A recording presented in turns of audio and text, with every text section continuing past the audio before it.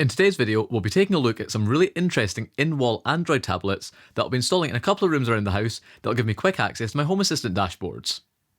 A couple of years ago, I took a look at these little in-wall Android touchscreens, and at the time, these were really the best devices you could get. They worked fine, but they're far from perfect. In fact, they weren't really even sold as Android devices, and instead were sold as touchscreen interfaces to the Tuya Smart Life platform.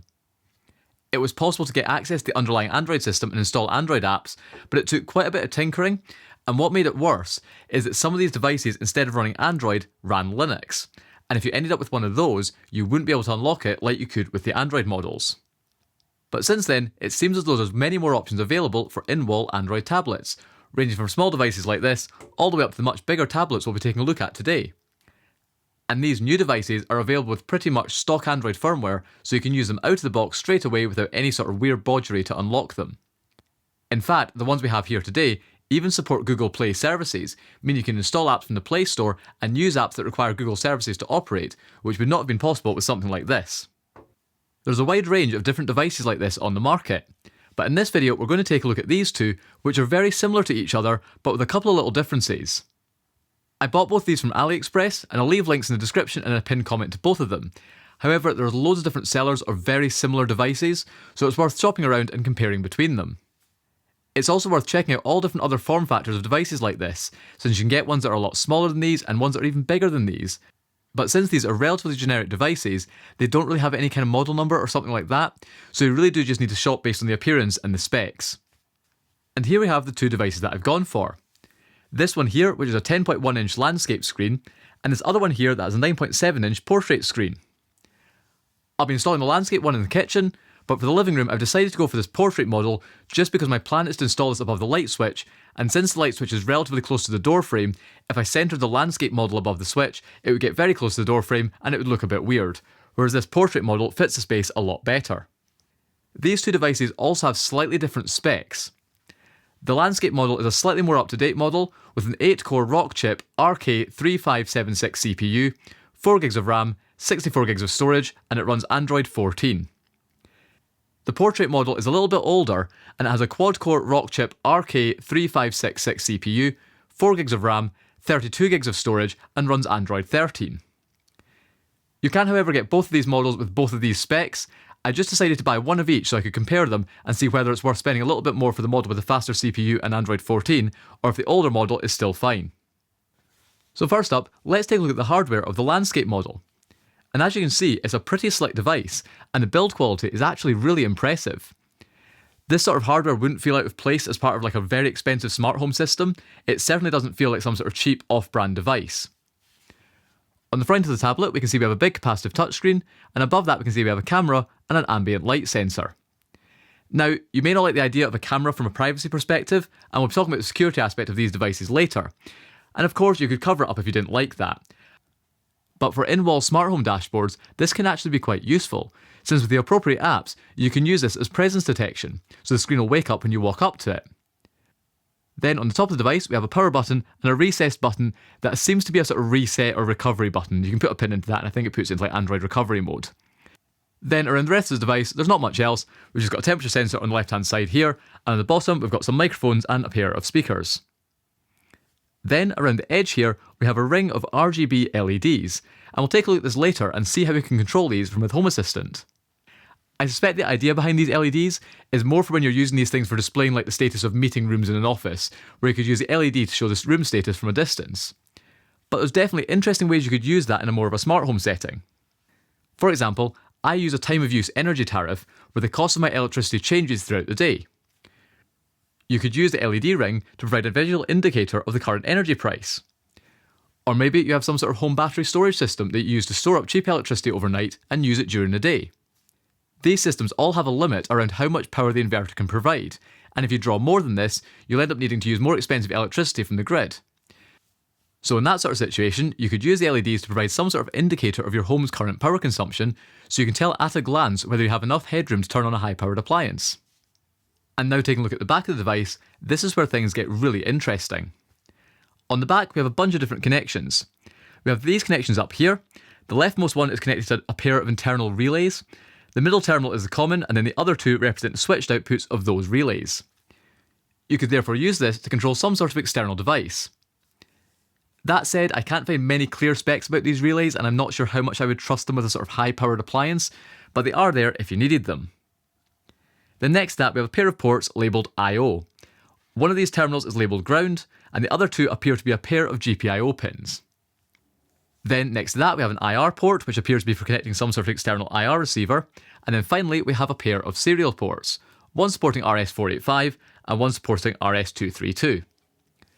Now, I'm not going to go into all these ports in a huge amount of detail, and I suspect you'd maybe need to build some sort of custom Android app to fully take advantage of them, but they are there for if you had some sort of special use case that required them. And then in the box, they also included all the relevant plugs to go into these connectors. Looking at these here, you get one slightly chunkier 3-pin one, this one here, I think slightly chunkier, that would be for the relays. You then get these two smaller 3-pin ones, that'll be for your I/O and IR, and you get this one 5-pin one for the RS485 and RS232, because it looks like those two they have separate TX and RX or A and B, but then they share a single ground connection in the middle. So you'd use this 5-pin connector for your serial ports. And then quickly speaking about what you get in the box, you actually get quite a surprising amount. You get the little connectors we took a look at before, you get some sort of normal looking screws, presumably to screw it to a wall. You get these screws here, which I would warn people about because these look like the sort of screws you would use to screw this onto a back box. And I suspect in some countries this would be the correct screw. I think it's like an M4 screw. But here in the UK, our back boxes use M3.5 screws, so don't try and use these because they're at the sort of point that you could probably force it and thread it in and then you'll damage your back box screw. So I wouldn't use these to mount a back box, get some M3.5 screws and use the correct ones. But it does come with them if you're in a country that does use M4 screws. Some plugs and screws for, again, presumably mounting it straight to a wall. It also comes with a 12-volt power supply. We don't need to use this, we'll talk about that in a minute, but it does come with a 12-volt power supply and the appropriate ends for different countries. A very, very long, like surprisingly long USB-C to USB-A cable, and then a tiny little screwdriver which you'll be able to use with these connectors here. So that was a look at the various ports along the top here, and then below that we have these ports here, which are going to be more useful for the vast majority of people. We have a DC jack to power the device, and we can use that power adapter it came with to plug into that jack to power it, and then next to that we have a USB-C port. Now, this doesn't appear to be able to power the device, but it can probably be used for connecting external devices or things like flashing firmware. And in my testing, I was also able to use this to connect over ADB to get into Android's ADB interface over this USB-C port. And then next to that, we have probably the most exciting port, which is this Ethernet port. And that's because this device supports PoE. When I initially wired my house, I ran Cat6 cables to behind the light switches in the kitchen and the living room exactly for this purpose. So now I can use those with these tablets to both power them and provide them with network connectivity. Since then, I've run an additional Cat6 cable to beside the front door so I can put a touchscreen there at some point, and then for all the rooms upstairs, it's easy to add those cables in the future, so I will be adding more of these around the house and I'll pull those cables in as and when I need them. Of course, these do also support Wi-Fi, so you could use that and then you just need to power it with some sort of external DC power supply, but for my setup, I'll be using PoE. In fact, as a bit of an aside, I found the best way to search for devices like this on AliExpress is to use the search term PoE Android, as this tends to only bring up devices like this, whereas most other search terms tend to bring up all sorts of generic Android tablets and stuff like that. Even if you try and search for something specific like in-wall Android tablet, you're just going to get Android tablets, whereas PoE Android tends to only bring these up. And then finally on the back here, we have this mounting plate, and this just slides off like that and unhooks from the back of the tablet. Like that. And interestingly, it also appears as though there's magnets inside the tablet that hold it on. So it's not using the magnets to keep it on the wall, it does actually hook in correctly, but there is a magnet there sticking this bracket to the back of the tablet. So it's not using the magnets to keep it on the wall or anything like that, but it does mean that if it got bumped slightly and it unhooked a little bit, it's not going to immediately fall off the wall, so that's actually quite nice. The bracket is then designed to be mounted into a standard UK single gang back box like this. So you would mount it on like that and then mount it into your back box and you'd screw through it into the back box. Of course, in some other countries, you might then need to find out some sort of way to mount this on your back boxes, but here in the UK, this is ideal. The only thing you need to watch out for is that the lugs for these screws are designed to sit slightly below the wall surface, so you need to make sure whatever back box you're using has screws that are recessed far enough that this will work. So with these back boxes here, once they're clamping a piece of plasterboard, the screws do sit reasonably far back, so they should work fine for my setup. But if instead, for example, you had, say, a surface box like this, you can see the screws sit a little bit further forward, and if you were to mount it on that, you'll find you wouldn't be able to screw it back far enough. It will slightly sit proud of the wall. So you just need to make sure you find a suitable back box to make it work. It's entirely possible. You might just need to shop around a little bit. It's also worth mentioning that the landscape version also came with this additional mounting bracket in the box that looks to be designed more for screwing directly to the wall. However, the portrait version didn't come with this, so I wouldn't necessarily rely on the tablets coming with one of these. It may be sort of specific on the different models as to whether it comes with this bracket, or you just get the one that mounts to a back box. And now before we fire this up, I noticed on the back here we have these 4 screws. And if we take these out, we can actually simply unplug this rear module, and through here we can now see some of the internals. Now I'm not going to go too deep into this since I really like this device and don't really want to break it, but in here we can see what's probably part of the main board. The main SoC will probably be under this can here, and this will also do some sort of heat sinking, and then over here we have this Wi-Fi chip. But what's also nice here is around the side of the board we have connectors for all of the various devices. So we have the screen, we have the speakers, we have the camera, we have the different things like the temperature sensor, the microphone, the LEDs, all that kind of stuff. And what this also means is that if you didn't like the idea of having maybe a camera or the microphones in this, you could actually just come in here and disconnect them. And then on the back of the piece that we removed, we then have this little board here. And this contains all of the interfaces that we saw on the back of the device. And this just plugs directly into the main board below it. And this board also seems pretty nicely put together. We have our 2 relays here, and these both have decent slots cut out to separate the mains from DC areas on this board. And as we can see, the relays are both rated up to 250 volts, 20 amps, so that's pretty decent. And then finally, we have this little additional board here, and this will be handling the power over Ethernet side of things. So there you go, that was a quick look at the internals. Now let's get this put back together and fire it up. So now with the tablet put back together, let's plug it into a PoE network point, and it'll power up. So we'll leave that sitting there, and that should hopefully start booting in a second. There we go, I've got an Android sort of symbol logo there. It should go through a fairly stock Android boot up process, so we'll wait for it to boot up, and then we'll come back and take a look at it working. Yep, there we go, that's it now booting up there. And here we are with it booted up, and as you can see, we're first presented with a fairly stock Android initial setup wizard. So I'll go through all this off camera, and then we'll come back. And at this point, it's asking me to sign into a Google account. And this is something I'm going to skip. Thankfully, there is an option down here to skip that, and I would recommend that you do the same. If there was some reason you absolutely had to sign into a Google account on something like this, maybe to use Google Play services or you need an app from the Play Store, I'd make sure to use a completely disposable account that's dedicated to this device. And there's a couple of reasons for that. First of all, I don't really trust the security of the firmware on these devices. Not necessarily saying that the manufacturer might have done something malicious, but there's probably so many different layers to the supply chain for these sorts of devices that there's a lot of points that something could have been done to the firmware. Additionally, I'd be very surprised if these devices get regular security updates or even any updates at all. So for that reason, I not only wouldn't sign into a Google account on this device, I would strongly recommend putting these devices onto their own isolated network that doesn't have outbound internet access and is firewalled off so it can only access your Home Assistant server and nothing else. So for my setup here, these will be going onto a dedicated VLAN, and all they'll be able to access is the web interface of my Home Assistant server and the MQTT broker running on it. Nothing else. They'll also be completely blocked from any sort of outbound internet access. The other issue with logging into a Google account on these is these are Android devices that will most likely be sitting on the walls around your house without any kind of password or PIN or anything like that.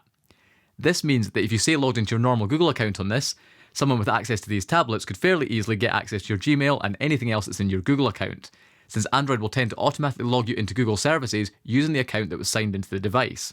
So yeah, I'm just going to skip this. And with that, we're through the setup process. On the Android 14 version 1 here, that was really the full setup process. The Android 13 one had a few more steps, all fairly standard stuff. It was just a couple of things like it asked you to set up a screen lock or a PIN, which you then had to skip because presumably on a Home Assistant dashboard in the wall, you wouldn't want a PIN. So there's a few things like that to do. This Android 14 version seems to have removed a lot of those steps, and it's a fairly stock process. So yep, we're now through, all set up, and we're in Android. And as we can see, we have a pretty stock Android experience. We have a fairly simple launcher, and all we really have here are basically the default apps. The only additional app we have here is this one here called SMT Test, and this seems to really just be an app for testing out the device's functionality. For example, in here we can go to LED, and then from here we can adjust the colour of the LED strips around the outside of the tablet. So green, red. Really doesn't show up on camera here, but they are working, that's it. You can maybe just about make it out there. They actually do look really good in real life, but just these are very bright studio lights, so it doesn't really show up. But yeah, you can use this app here to adjust the LEDs around the outside of the tablet. Then temperature and humidity will show the readings from the temperature and humidity sensors built into this device, so we can go onto that. Those readings are going to come up there. And then if you go back out of that, we have this option here for demonstration. And this is a sort of mock home automation dashboard you can kind of play about with. Now, obviously there's nothing that useful in here. It doesn't really do anything. It's just really a mock UI. But if you come into here and you click some buttons like lock, you can actually hear the relay on the back of the device triggering. So it kind of just sort of tests the device and lets you trigger things like the relay, and I think some of these will change the LED states as well. And then finally, if we go out of this back to the main menu, we have this final option here for Zigbee. Because this device does have built-in Zigbee. However, as you can see, all this is in Chinese, and I can't really find much information about the Zigbee functionality on this device. So for me, it's not really something I'm bothered about, since I already have a Zigbee network built around Zigbee to MQTT. But if you're really passionate about it, I'm sure you could figure all this out and somehow use the Zigbee functionality built into this device. But beyond that, everything on here is pretty much stock. The only other thing I've found that's kind of unique to this device is if we go into settings, and then we scroll down to system here, and go into that, there's a couple of additional options that appear to be customized for this device. The first one we have here is Kiosk mode, and this lets you pick a particular application and set it to automatically launch, and then you'll require some sort of password to exit that app. So that's pretty cool to see it built in, although equally there's lots of other apps on Android that allow you to do this, and personally I'm not going to use this, and I'm going to be using another option that we'll take a look at later, but you do have some sort of built-in kiosk functionality if you needed it. But then the second option we have here is really cool, which is MQTT. And this allows us to integrate the device with Home Assistant, allowing us to control the relays and the LEDs, as well as being able to read the temperature and humidity sensors. So as you can see here, I've added the connection details for my Home Assistant server's MQTT broker, and if we press OK, it'll connect. And now if we take a look in Home Assistant, we can see that it also discovers the tablet using the standard MQTT integration. So it shows up here with the identifier we put in, just RK3576U, your co-manufacturer Android tablet, so that shows up there. And then in here we have access to both of the relays under these switch options, so if we click that we should hear the relay click. And then in here we also have this RGB light entity, and this lets us control the LED strip. So if I turn off the studio lights to make it a little bit easier to see, like that, we can come into here and we can use this to control the LEDs on the tablet. So if I turn that on, the lights come on, we can come into the light entity in Home Assistant, we can come into here, we can change the brightness, we can change the colour, cycle through all different colours in here, and that just works. And actually it's pretty responsive, so it's really cool to see that this actually works perfectly well through Home Assistant, and in fact that they've even set up the Home Assistant discovery so it properly discovers in Home Assistant and sets it up as a device. You don't have to manually just deal with MQTT commands. That is really impressive. And then finally in Home Assistant down here as well, we've also got the readings from temperature and humidity sensors showing up down here. And then apart from that, it's basically just stock Android. And as we can see here, it's Android 14 and complete even with the Easter egg as well. So yeah, it's basically just fairly stock Android on this. So that's pretty decent. And then next up, we have the portrait tablet. And this essentially works in the exact same way. And it had basically the exact same setup process out of the box as we saw previously. This is the one that gave a few more steps around setting up a pin and things like that, but it was basically the same setup process. And as you can see, we've got a very similar stock Android experience, including the same SMT test app or SMT demo on this, which gives you basically the same functionality. However, if we go into the settings on this device, so go to settings, and then we can come down to about tablet, in here we can see that instead of Android 14, this device is running Android 13, complete with the Android 13 Easter egg. So yeah, this is Android 13, not Android 14. And then if we go back out of this and then go into system, so in here, we can see that unfortunately this model doesn't have that kiosk mode functionality, nor does it have the MQTT functionality. Now for kiosk mode, as I said, there's plenty of other ways to do that on Android, and that's what I'll be doing. But out of the box, there's no way to control the LEDs on this without using that SMT test app. However, thankfully, there is a solution to this, thanks to this blog here called HAD. Scroll up, you can see it, yep, called HAD. I think that's how you pronounce it. And essentially, they looked at the Android 13 version of this tablet, slightly different form factor, very similar idea. And once again, their version didn't include the MQTT functionality. The model they had here was the ELC SMT 101, which appears to be the landscape version. And I think SMT 101 is potentially one of the sort of official model numbers of these devices. They're just then resold under a lot of different brands. But they kind of reviewed the tablet here, and in here they released an app, which you can find here. So there's an MQTT app here. They've released an APK for it, and that app provides the MQTT functionality like we saw on the other device. So on my tablet here, I've now downloaded and installed their app, which is called something there called HAD Panel. So we open that up there. So open up their HAD Panel app. And then in here, just like before, we can go into the MQTT settings, and in here we can set this up to connect to my Home Assistant server. Then the app also has a few additional options, things like sort of controlling the buttons on the back of the device, that kind of stuff. Settings for the sensors as well, you can just sort of read their sensors and stuff. But yeah, that is now connected to Home Assistant over MQTT. And now with that all connected, just like before in Home Assistant, it also discovers the tablet, so it shows up here as HAD Panel S504, so we can click on that, and it shows up like a device. And like before in here, we get entities for the LED, so that controls the LED, entities for the two relays, and clicking those are controlling the relays on the device. And then down here, like before, we have the sensors for humidity, although weirdly the temperature one isn't showing up, although that might just be a bug. But then interestingly, what we also get compared to the Android 14 one is we can read the state of the two I/O buttons, although I haven't tested these, but it seems to be the state of the two I/O inputs, as well as the light sensor value, so that's pretty cool. So now with the HAD Panel app installed, we get all the MQTT functionality that we had on the Android 14 version, but now on the Android 13 version. Only quirk you need to figure out is you need this app to start on boot. You can kind of configure it to do that, but I was struggling to get that to actually work.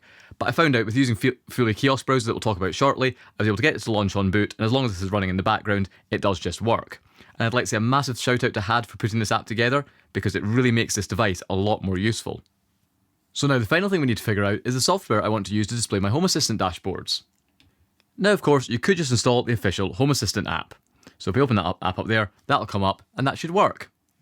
So there we are, that's now loaded into the Home Assistant app, and this now does contain some sort of functionality for this type of setup. If we go into the app settings, we've got this option here for Allow as Home App, and if we tick this, it will let us set the Home Assistant app as our device's launcher, like that. And once you've done this does kind of lock you into a bit of a kiosk mode. So with that set up there, if I press the home button, that's not going to take me out. So it is sort of locked into a kiosk mode, and if I were to reboot the tablet, it would automatically load the Home Assistant app. However, this doesn't really give me all the functionality that I need. For my setup here, I want these tablets to be completely locked down so that they can only access very specific dashboards and don't have access to the general Home Assistant interface. Now in the Home Assistant app, you can go into the settings for your user and tick Always Hide the Sidebar, and if you do that, it kind of does collapse the sidebar away so it's not showing up and it does just show your dashboard. However, there's no way built in to completely remove this, meaning that someone using the tablet could still open up the sidebar and access various areas of your Home Assistant setup. To get around this, I like to use this Home Assistant integration called Kiosk Mode, and this is absolutely brilliant since it lets you hide things like the sidebar and headers across your dashboards. And you can enable this in a few different ways. For example, you can simply prepend certain parameters to the URL that will cause the page to load with the relevant kiosk settings in place. Or what I like to do is to go into the YAML config of each dashboard and use these settings here. And using this user settings parameter, what we can do is set up kiosk settings that apply to a particular user. So for my setup here, I have this panel user. This is what all the touchscreens log in as. So with this config here, this config will only apply to the panel user coming in from the touchscreens. And then if I log in as a normal user to edit the dashboards, the kiosk settings don't apply. So with this config we have set up here, when the panel user loads up this dashboard, the header and sidebar are both hidden, and then these two things for ignore entity settings and ignore mobile settings, I just need to set those to true to sort of override some sort of other settings to enforce these settings applying. But now if I load this dashboard up logged in as the panel user, the header and sidebar will both be hidden. Okay, so that's those kiosk settings now saved, and I've also gone in and cleared the cache for the Home Assistant app just so it wouldn't have anything cached, and it's set up as the Home app. So if I plug the tablet in to a PoE source, the tablet should now boot up from scratch, and in theory, if everything works, it should load the Home Assistant app automatically, and the Home Assistant app should now go into that kiosk mode and not show the sidebar or the header. So there we go, that's now tablet starting, so in theory the app should launch at any minute now because it's the launcher, so it won't load any launcher, it'll just automatically load into Home Assistant, there we go. So you just need to wait for this to finish loading. It'll take a little while obviously because the tablet's still starting stuff in the background while it's trying to load quite a heavy dashboard. But that's it logging into Home Assistant there, loading data. Give it a little second, and hopefully this should load up. And the sidebar and header should be hidden. It shows up initially because it's a front-end integration, so it does take a while for the JavaScript to load to then hide it. but now that that's loaded, the header and the sidebar is now completely hidden. And there we go, that's our dashboard now fully loaded, but as you can see, we don't have access to the rest of the Home Assistant interface. So yep, the Kiosk mode's reasonably locked down here. We can navigate through different pages, but the sidebar is still hidden. And because this is working as a launcher, we can pull up the bar at the bottom for the navigation, we can press the home button, and nothing happens. We can't really go out of the Home Assistant app. However, it's far from perfect.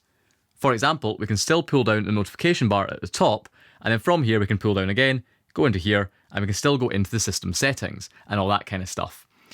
Now, for a home setup, this probably isn't a huge deal, and you can probably get away with just using the Home Assistant app. But there's a much better option that I prefer that gives a ton more functionality. And it's this app here called Fully Kiosk Browser. Now, I'm not going to turn this video into a full tutorial about Fully Kiosk Browser, since it's an extremely powerful piece of software and there's already loads of videos out there about how to use it. So I'll just give a very quick tour. What Fully Kiosk Browser is an Android web browser that has loads of functionality for allowing it to be locked down into kiosk mode. And with that set up, you can have it launch on boot, prevent you from using navigation buttons down the bottom of the screen, as well as preventing you from using things like the pull down notification bar and all that kind of stuff. You can then do absolutely tons more stuff with it. For example, you can set up a pin so that to exit kiosk mode you have to tap on the screen a number of times and enter a pin, and when you enter that pin it'll let you disable kiosk mode and go back out into Android. It also has a web interface that's hosted by the tablet, and this makes it very easy to configure devices remotely, and it also has an API, meaning you can remotely control the tablets. For example, you can remotely tell them to load a certain URL, and you can remotely turn the screen on and off. And through here you can also remotely change all the settings on the tablet, including doing that over the API. What's also really useful here is you can export and import the settings for Fully Kiosk Browser. And this is great, since if you're configuring a bunch of different devices, you can simply set one up, export the config, and then re-import it to all your other devices. And then once you've obviously imported it, you can then tweak things specific to each tablet. And that's what I'll do here. I've got this tablet here almost fully set up. Once that's done, I'll then export the config, re-import it onto the other tablet, and then just make a few tweaks for that tablet's relevant settings. And now here we are in the settings area of Fully Kiosk Browser. Everything you can see in this web interface can also be accessed directly through the tablet. I'm just going to show the web interface because it's a bit easier to go through. Now, there's tons of different options in here, so I'm not going to go through all of them, but we'll run through a few options that are particularly useful for my setup. So in here, we have the settings that are basically specific to the web browser. So in here, we have the start URL, and that's the URL we want to load on startup, and this will point to a specific dashboard that I've built for each room. So here we have the one for the living room, this is for the portrait tablet, and then for the kitchen, I'll make another dashboard for the kitchen, and that'll have a different URL in here. There's various other settings here, and also playing videos, enabling different browser features, all that kind of stuff. And then what's also really useful down here is a feature where you can specify a list of URLs to allow, or a list of URLs to block. This could be really useful to lock down the device even further. For example, you may have specific pages in your Home Assistant dashboards that you don't want accessible from in-wall tablets. For example, you might have a dashboard that lets you open a motorised garage door or disarm your alarm system. Needless to say, you probably don't want to have tablets around your house with nice easy disarm alarm buttons on them. Now ideally you design your dashboards so there's no way to access that sort of thing, but realistically, while the Kiosk Mode Home Assistant integration works really well, it's not necessarily foolproof. You could very easily accidentally find some way to get out of it, or some weird navigation path that gets you somewhere that you wouldn't want to access on a tablet.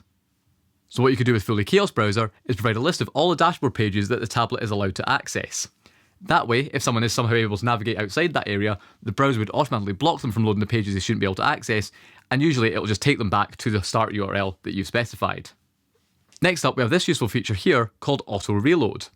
And this allows you to set the device up to reload the start URL whenever the device has been left idle for a period of time.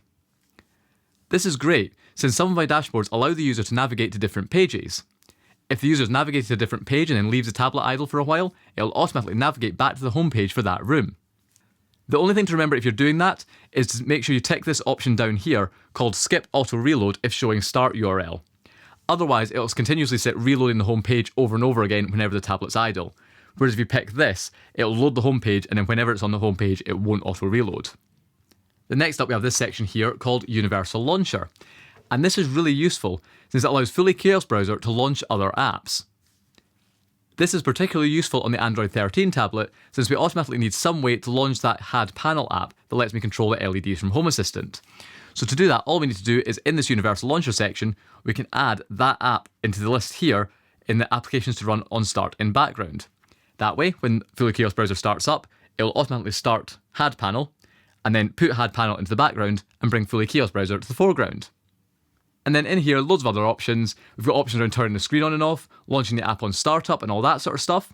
And then in here, we have the section for kiosk mode. And there is absolutely tons of different options in here. We have an option here just to enable kiosk mode. We have an option here for the kiosk exit gesture. And this lets us pick from a few different ways to exit kiosk mode on the tablet. So my preference here is one that's fast 5 taps. So you can just tap 5 times anywhere in fully Kiosk Browser and that pulls up the pin display. In fact, I've even found displays in public where I've just, out of interest, tapped 5 times just to see, and it's popped up because it's actually been running fully Kiosk Browser. You can also set it to like swipe from the left and that would bring it up, but I find the 5 taps is a bit better because it's a bit less easy to trigger by accident. In here, we've also got an option for the kiosk mode pin, and this is a pin that you need to enter when you want to exit kiosk mode. You tap 5 times, you're prompted for the pin, you put that in, and then it lets you exit kiosk mode. So that's the kiosk section set in there, loads of other options in there as well. Go back out of this. Loads of other options here, but the final option that's worth looking at here is this motion detection section. And this lets you use the device's camera to detect motion in the room and use that to wake the screen. Now, I've not really had a chance to try this properly yet, but once I've got the tablets actually installed in some rooms, we'll give it a go and see how it works. Loads of options in here around the sensitivity and things like that. You can also show a camera preview so you can see the camera on the screen, see what it's looking at. But yep, you can actually use this so that if the camera senses movement, it adjusts the screen. Now, the only catch with fully Kiosk Browser is that most of the functionality, including the kiosk mode, requires a paid license. So anything here that says plus next to it requires a paid license. However, that said, it's only €7.90 for a lifetime license, and it's also possible to transfer licenses to different devices. In fact, the licenses I have here, I just transferred these from the older in-wall touchscreens, the little small ones. I transferred those licenses onto these newer tablets, so I didn't even need to pay for new licenses for these. And at that price, it's well worth the investment for the additional functionality it gives. So now with fully Kiosk Browser configured, let's power up the tablet and see what happens. So right now it's not plugged in, so I'm just going to plug it into the network point, like that, and wait for this to boot up. And as you can see, it boots up normally, but once it starts up, we'll see it launch fully Kiosk Browser. So now that's starting to boot up there. So now we should hopefully see fully Kiosk Browser start. You can see fully Kiosk Browser has launched, and it's now launched that HUD panel app. That app will then switch into the background in a second, and then fully Kiosk Browser will take over the screen and start up. There we go. That's fully Kiosk now coming up. It says, welcome to Kiosk mode. And now it's loading up Home Assistant. And in a few seconds, that will load up our Home Assistant dashboard. So yep, dashboard starting to load. Currently sidebar and stuff showing up, but once that integration for kiosk mode kicks in, that should hide those away. Again, obviously it's always slow the first boot because it's starting loads of stuff in the background while it's trying to load the dashboard. But yep, now kiosk mode's kicked in, so the sidebar and the top bar have disappeared. And that's us now loaded our dashboard. And now here we can see a dashboard I've put together for one of the rooms. Now this is still very much in development, so I'll need to tweak this once it's installed and once I know how I'm really using the touchscreens, but I've just put it together as a bit of an example. And as you can see here, it's launched completely in kiosk mode. There's no access to the sidebar, no access to the top bar. If you pull up navigation buttons down the bottom, we can't really do anything with them. You can press maybe the app switcher, it lets you pick that up, but as soon as you pick that, it blocks it and immediately takes you back. If you pull down the top bar, it will allow you to pull it down because modern Android versions limit how many apps can block it. But as soon as you let go, it immediately disappears. So there's basically no way to really actually use it because it just disappears. So it really does quite tightly lock it down. And then on the dashboard, I've just added a few different widgets for things around the house. So we've got lighting, thermostat, energy usage, all that kind of stuff. And then down the bottom, I've added navigation buttons to other areas within Home Assistant. Now, these other areas are from the same dashboards that I use from the mobile app. So they're more mobile optimized rather than sort of tablet size screen optimized. So I need to do a few tweaks to get them better optimized for this type of screen. But my plan for this is to basically make dashboards for each room that are optimized for the tablets in each room, and then only really provide access to other dashboards as kind of extra access if I ever require it. The plan is to kind of have any shortcuts or any actions I need specifically in a room on a dedicated dashboard designed for these tablets. But yep, that's all working there. And as you can see, if I then want to leave kiosk mode, I just tap anywhere on the screen 5 times, it pops up asking me to enter kiosk pin, I can put the pin in, which is currently 1234, press OK, and it then pulls up the sidebar for fully Kiosk Browser. If I don't want to exit, I can go into settings, do all that kind of stuff, or if I want to exit it, I can press exit fully. It says, do I want to go out, or do I want to disable kiosk mode? Disable kiosk mode fully disables it and sets the Android launcher back to default, or if I press go out, it just takes me back out into the standard launcher, lets me do stuff in Android, but as soon as I press the home button, it will take me back into fully Kiosk Browser. So yep, that works. So yep, that's the tablet now all set up. What I now need to do is set the other one up exactly the same, and then what we'll do is we'll run downstairs and get them both installed. Cool, so here we are in the kitchen, and here we have the light switch. So I want to install a tablet just somewhere above here, ideally sort of centred on this switch. There's already a Cat6 cable coiled up in the wall behind this, so we can pull that out and connect it into the screen. And then same goes for here in the living room. We've got another light switch here. And as you can see, this is really close to the door frame, so this is why I had to go for that portrait tablet, because the landscape one just gets a little bit close to the wall here, or to the trim here. So I want to put the touchscreen in above here. And once again, there's a Cat6 cable coiled up behind this switch that we can pull out to use for the tablet. Kitchen switch, so I've been able to find the cable, cut out the back box and get the cable out here. And then exactly the same thing in the living room. Cable poked out the back box above the light switch at the same height. I'm kind of putting these about 150 to the centre of the floor, just because especially with the LCD touchscreens, you don't want them like too low down to be looking down on them. The viewing angle isn't great, although it's okay on these tablets. So I've kind of just matched the sort of same height as things like thermostats and alarm keypads and stuff around the house for sort of devices you would interact with. So that kind of height is what I'm going for. So there we go, that's the cable I terminated into connector, and I've installed a back box. Now you might notice here that there are a couple of notches cut out the back box, and that's because these screens are a little bit awkward to fit into certain back boxes. If we take a look down here at one of the back boxes, you can see that there are these two little plastic tabs that stick out either side of the screw, and this just helps you pull the piece at the side forward when you've installed it into the wall. But those two little plastic tabs there catch on the edges of this sort of notch here. And then additionally, it's going to be awkward for me to demonstrate while holding the camera, but as you can see, the bits that the screws go through on this back plate are stepped out and stick out slightly. And what happens is these end up catching on the edge of the back box there, and it won't screw back completely flush. It'll sort of set and like rock on the back box. So what I had to do on the box here was cut the little tabs off on either side of the screws on both sides, and then I notched out a piece of the box here, cut the box out on either side, and that just means that the plate can fit much nicer in and it no longer rocks on the front of the box. After doing that, it's still slightly caught on the plasterboard behind here, so all I did was take a Stanley knife and just slightly cut out a little bit of the plasterboard, sort of slope the edge off, cut the edge off a little bit, just to make a little bit more space. And now with that done, it does fit perfectly. But that's just something to bear in mind, is these aren't perfect with things like these dry lining boxes. If you'd had a flush metal box, you'd probably be okay. You'd maybe still need to cut the wall out a little bit either side to widen it, but a flush metal box would probably work better. But dry lining boxes do work. You might just need to be prepared to cut out little bits of the box if they happen to get in the way, and maybe try a couple of different models of box to find one that fits better. And then on top of that, you probably want to go for a very deep box. So this here is a 47mm box, and I would definitely try and go for that if you can fit it into your wall. Just because the back of the touchscreen, the sort of bit that sticks out is quite deep, then you've got the connector sticking straight out from that as well, and then the connector is going to need to have a bit of space to bend around inside the box to get the cable out. So I would go for as deep a box as you can, so 47mm, something like this, just so there's plenty of room to get the back of the tablet and the connector and any cable slack bent around inside it. Okay, so now we've got the brackets on the wall, and I've also now terminated the other end of these cables into the rack and connected them into the switch, and I've got all the ports configured. So we're now ready to install the tablet, and it should just work. So in theory, when I plug this in, it should power up straight away. And then we can just hook that onto the wall at the back and slide it down so it locks in. There we go. And yep, that's it booting up. So now we can peel off the protective plastic. There we go. And then we can see how well this works. The same goes for the living room. Just need to plug it into the back of the tablet, clip it on the wall, and peel off the protection. Like that. And once again, this will boot up. So what I'll do is I'll wait for the tablets to both boot up, then we'll take a look at my finished setup. I've still got a lot of work to do, finishing off the dashboard, tidying things up a little bit, so I won't be able to show that in this video, but if I do a future update, I'll kind of show a bit more about what I've built with these and how I've adapted them in the future, but we'll wait for these to boot and take a look at the dashboards. Okay, so that's now booted up, and here we have the dashboard I've built for the living room. And again, this is all very much work in progress. As I add more smart stuff around the house, I'll need to change these to integrate more devices. But what I've done here is it's mostly just lighting control. So up here, there's some basic weather forecast, clock, thermostat. This is mostly just to fill space, really. Then we have a bunch of options for lighting, which is the main purpose of this in this room. So I've got buttons here to control different things. So I control the lamps independently. I can turn the lamps off. Button there as well to do that, turn the lamps off. Turn the ceiling lights on and off as well. We've got the smart Christmas tree lights because it's Christmas, so the Christmas tree's on here as well. Obviously, when it's not Christmas, that'll go away and I'll just have these lights presumably take up more space, I suspect.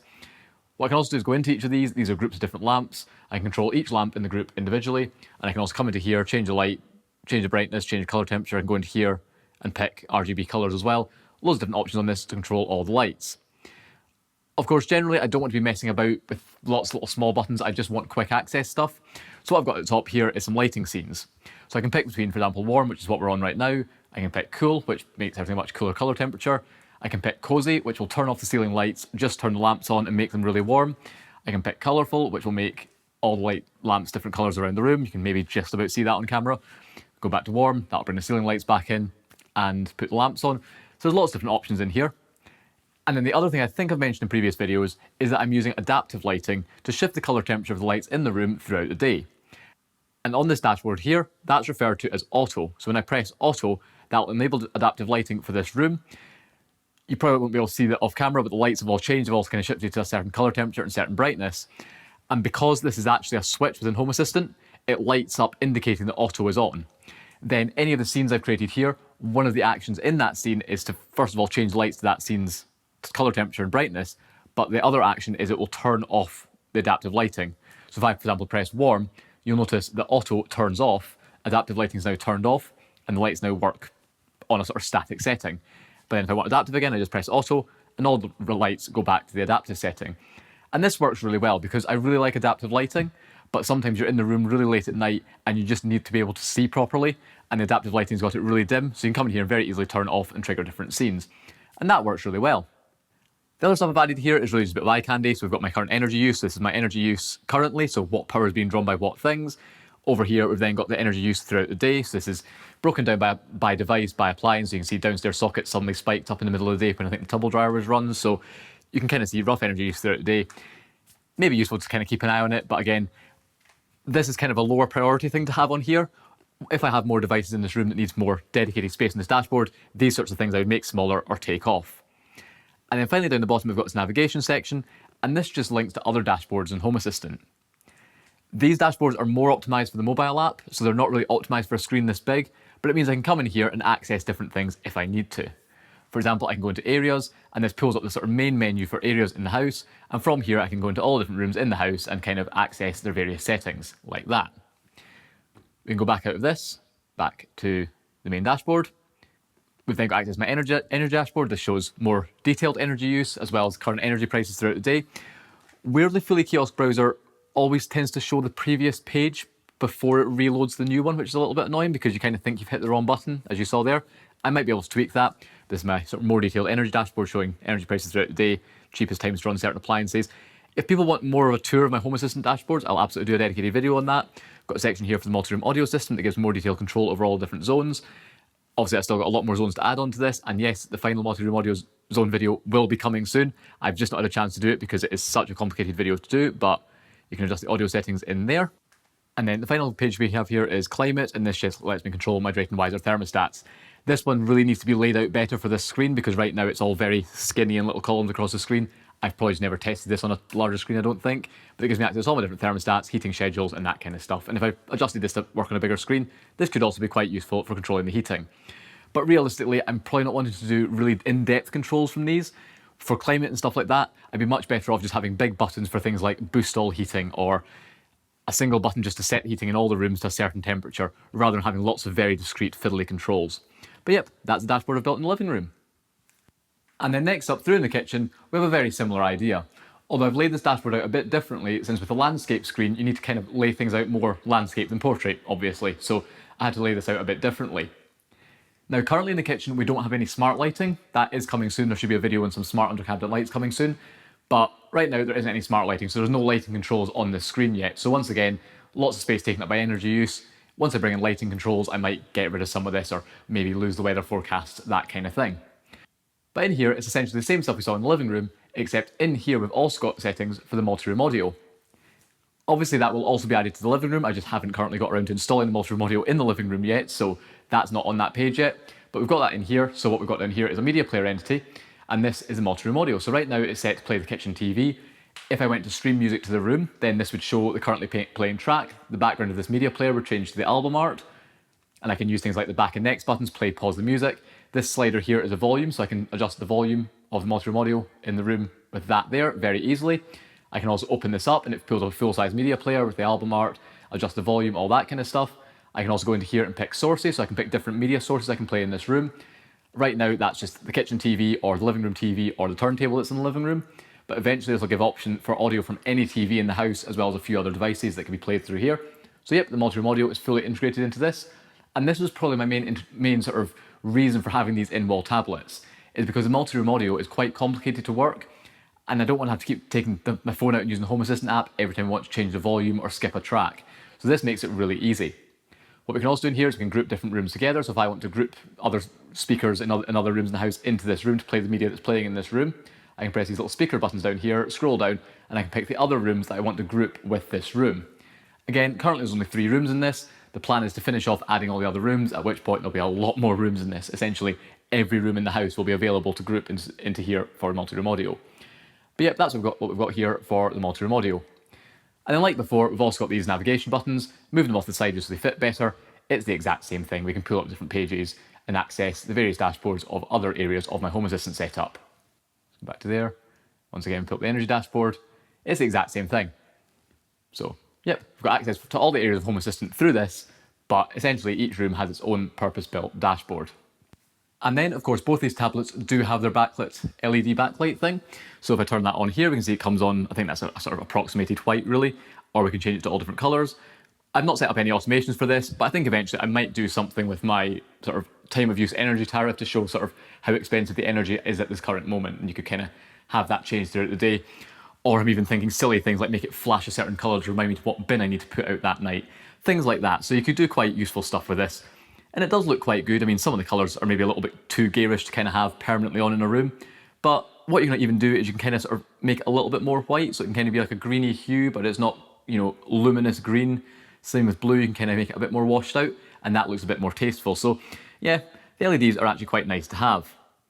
And now the other thing I've set up with this tablet is I've set up the motion detection. So in Fully Kiosk Browser, I've configured it that currently it will go to sleep and turn off the display after 30 seconds. Now that's far too short for really a practical use. I wouldn't want it to be that short, but I'm just set it that short for this demo. But then I've set it up so that it will use the camera to detect motion and wake the screen automatically. And you can actually see it's doing that because we've got this little green indicator in the top right of the screen. And this is just that standard Android thing indicating that the camera is being used. But as you can see, the screen has now gone off. But if I then step behind the camera and walk in front of it, sort of there, it wakes up. And it is incredibly responsive. This is way quicker to wake up than I thought it would be. So that's really good.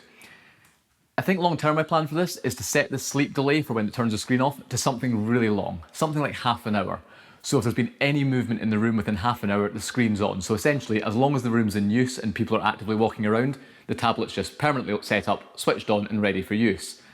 But if the room hasn't seen any movement for half an hour, that probably indicates that no one's going to go in this room for a while. We're in bed, it's at night, we're not in the house, something like that. The screen can then turn off and just stay off to save energy. I'll see how well this works. I noticed that just due to the height of the tablet, it doesn't really pick up if you're sitting at the table. I think you're just a bit too low for it. But in here, we do also have a burglar alarm PIR that's also integrated with Home Assistant. And of course, that also only detects movement in the room. It won't detect a person sitting in the room. But it tends to trigger quite often if people are sitting at a table or moving around. So I could even use that to wake this up instead of the camera. But it is really good to see that the camera motion detection works really well, so you don't need to worry about having separate motion sensors and all that kind of stuff. It does actually do a pretty good job. And the other thing to bear in mind with these tablets is if the screen is off like it is now, you can actually just wake it up just by tapping the screen. You don't need to press the power button on the top, so that's also quite good. And of course, the other option Fully Kiosk Browser has is rather than completely turning the screen off, you can also configure it to show some sort of screensaver. So it could just be a clock, it could just show a different URL for a screensaver, so you can maybe have it do a slideshow of photos or show more kind of energy use stats without the buttons, and then when you walk past it, it wakes up, turns the screensaver off and gives you your dashboard. There's loads of different options here, and I really need to explore them a lot further before I can sort of demonstrate them on camera. So at some point I'll probably do a dedicated update video, and I'll maybe sort of show additional things I've done in that video. But yep, it works really well. And now here we are back with the tablet in the living room. And this is on the topic of the waking and sleeping we're taking a look at in the kitchen. Unfortunately, this tablet has a bit of an issue, because for some reason, whenever the screen on it goes to sleep, after a period of time, the tablet will crash. You see it flash that red light there. That's the tablet now crashed, and then it reboots. And this seems to happen whenever the screen's turned off, no matter how you turn it off. So if you turn it off with the button on the top, you tell Fully Kiosk Browser to turn it off, either manually or tell Fully Kiosk Browser to turn it off after a period of time, or even on a completely clean install, if you just go into the Android settings and tell it to turn the screen off after a period of time, anytime that screen goes off, it will sit for a few seconds, and if it's left off any longer than that, it'll crash and reboot. And I can't seem to find a fix for this. I did a bit of debugging, I was able to get a crash dump off it, try and analyse that and see if I could find anything. You just get a kind of kernel panic message with a lot of jargon and memory addresses that isn't really easy to diagnose. The only thing I could see in that crash dump was on boot, I was getting a weird error related to the ambient light sensor and like its power management or regulators being assigned something about a dummy regulator. I don't know enough about Android to really know the details of this, but it was given a kind of kernel level error. So maybe that's something to do with it. There's something misconfigured in the firmware, so when it turns off the screen and then it goes to sleep and the system starts to shut down its devices, that causes something to kernel panic. I've also noticed that this tablet does occasionally crash and reboot if you're just a bit too quick with it. If you click through dashboards a bit too quickly, it does kind of crash and reboot. So yeah, right now this tablet does have a bit of an issue with that. And realistically on this, the only way I can really use it is just to keep the screen on 24/7. Now, it's a little bit annoying. I can always set the brightness as low as possible. You can control the brightness remotely over the fully Kiosk Browser API, so I can turn the brightness as low as possible, maybe make it display some sort of screensaver. And in the living room here, that's not really going to be an issue because no one's ever really sleeping in here, so any light from this isn't really going to be a problem. But this currently would not be suitable for really use in a bedroom or anything like that because you can't turn the screen off. Of course, I'm not really going to have time to rectify this in time for this video. What I'm probably going to do is I'll email the seller and see what they say. They might have a known fix for it, they might have a software update that I can install.